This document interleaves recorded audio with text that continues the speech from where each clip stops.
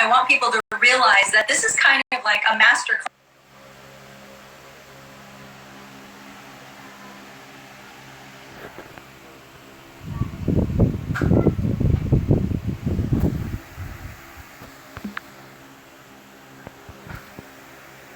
That this is kind of like a master class boot camp, all mixed in one. For 1 hour, we're just going to go hard and give the community teachable takeaways on how they can empower themselves, how they can inspire themselves.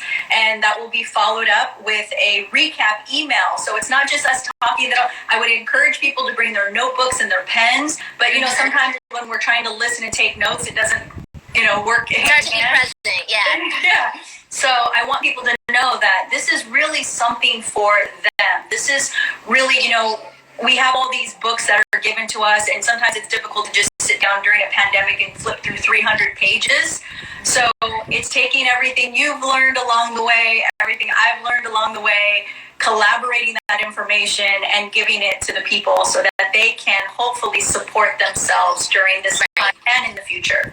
100%. No, and well, thank you as well for giving someone like myself the opportunity to share my story. I think for a long time, people in my position as artists or influencers or people in entertainment, people forget that you're a human being and that we also go through our own battles, our own obstacles, and sometimes we also doubt ourselves or we go through things that are out of our control that affect us. And so for me, it's super exciting, one, to just get to chat with a homegirl, but also know that it's going to be an opportunity for connection for a lot of people that don't have connection with the outside world right now. I think in times of self-distancing, which we're all trying to practice right now, we have to be careful of how far we take that as far as not isolating ourselves. Because I know for me, I've sometimes been my own worst enemy and isolating myself from the rest of the world. And I know it's really hard to believe as an artist who performs in front of thousands of people and I'm constantly in, meetings and connecting with people, but it can still get very lonely. And that's sometimes like the scariest type of loneliness because you have all these great things in your life, and now more than ever, people really have to deal with themselves. This is what I've been saying. We have to deal with ourselves, and some people don't have the knowledge of the tools that can be so simple but so effective in times like these. So I'm really looking forward to tomorrow because there's so much I am so ready to get into. You just gave me goosebumps because so much of what because truly I can relate to so much of what you're saying.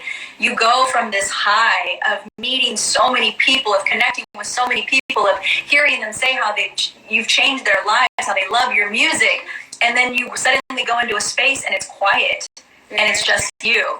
And I think everyone can relate to that right now. We're used to the highs of our social circles. We're used to the highs of our families. And people, I think, are really getting the dose of being able to relate to you in a way that they haven't before because, like they say, the top is lonely, well, so is isolation. And that's really what being at the top is. It's having to isolate yourself to something.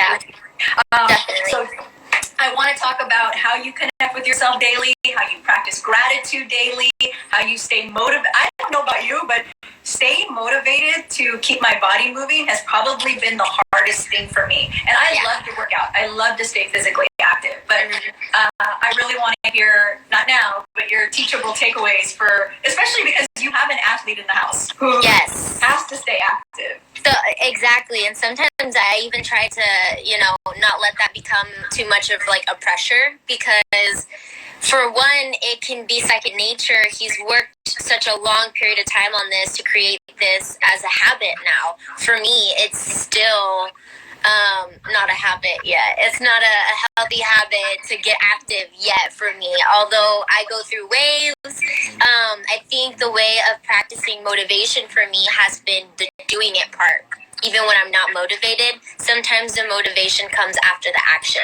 And that's really hard to understand sometimes because it doesn't really sound like it makes sense. No, but does. it's true. It's having to put your workout clothes on and just sit in the because like you think about, there's like, incredible authors that are so talented, but it takes them years and years and years and years to finish a book. And then you have other writers who make it a habit to write 3 pages a day, no matter what. And even if they scratch those pages, they make it a habit to write those 3 pages a day. And the motivation comes sometimes after the fact. And so Sebastian has this joke. He's like, you're one of my favorite writers that never writes. And I'm just like, oh, but when I do sit down and I do get past the hump of like, oh, but I don't know what to say and I don't know what to write. And I'm not just talking like lyrics. I'm talking like I love journaling. I love writing down my thoughts. I've been working on a couple speeches and stuff. And I was like so intimidated and it was surfacing all kinds of emotions and things. And I was just like, I don't even know. But then I started going. And once I was done with it, I was like, man, I want to write 12 speeches now. Let's go. Let's get it done, So for me, it's just practicing the doing it part.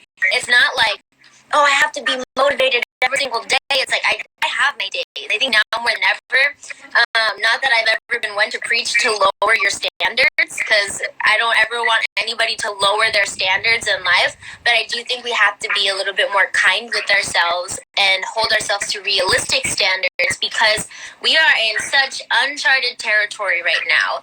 And it's hard to believe this, but a lot of people are dealing with grief. Yeah. Oh, yeah. Just grieving your normal life. It doesn't necessarily mean that you have to have lost someone.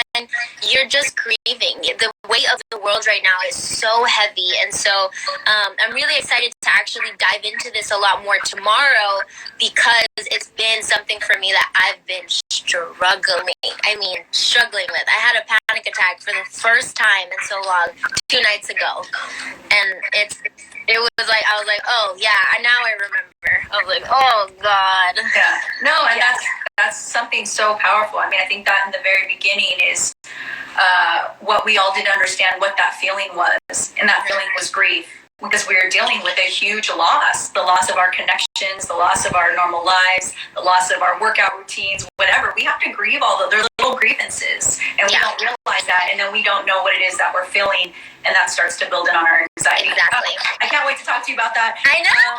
And then I also want to tap into the big one tomorrow, is navigating social media, of what you give your attention to, the things that you've been avoiding. Don't tell me it all right now. But I know. I think it's so important, especially for your audience who's very engaged in social media. And, a lot of times we don't realize how messages are affecting us, how what other people are posting are affecting us. A friend of mine had posted that quarantine was like watching American Idol of talents. It was like all of a sudden everyone became a chef and everyone became, all these different, you start to see all these different like untapped talents showing up. Mm-hmm. But it also caused a lot of people to feel pressure or overwhelmed to stay productive. Mm-hmm. And again, like you said, this is uncharted territory, and there is no right or wrong answer right now. No one is the expert quarantine queen, No, not at all. No, definitely. Well, I think it comes down to acknowledging that, the power of social media, it is a blessing in many ways, but it's also a curse.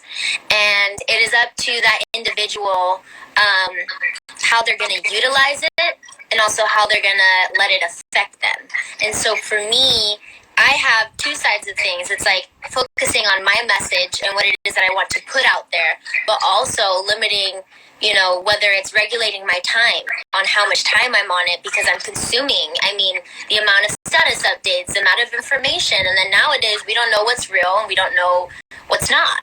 And so then that starts to make you question things. And then, maybe these are important questions that I should be asking myself. But then also now I'm going down the black hole and I'm watching all these crazy conspiracy theories on YouTube, and I'm head in. I'm gone, Right. And that's kind of what led to my panic attack the other day, actually. Wow. And so for me, it is still something that I'm trying to figure out for myself, and I have started to notice what works for me, what doesn't work for me, because it's really hard, especially when it's our only form of connection now. Right. It's It's our only form of connection. We're witnessing crazy things through social media. If coronavirus, right, the COVID-19, which is a type of coronavirus that we've never seen in human beings before, took the world by storm, and we thought it hadn't hit America yet, we were still witnessing firsthand through social media the effects that this was having, Right. you know. But then we are great America, nothing can bring us down, and then here it was literally knocking at our doors, Right. and we can't come out, and it's here. And so for me, it's been such a crazy like whirlwind, like it's just happened so quickly. And I think it's been very interesting to see how all of the information has been being given to the people regarding this, and then also, you know, their jobs, how it's affecting schools, and all of the other, you know, there's the people above the line, which is a small percentage, that are not being affected by this.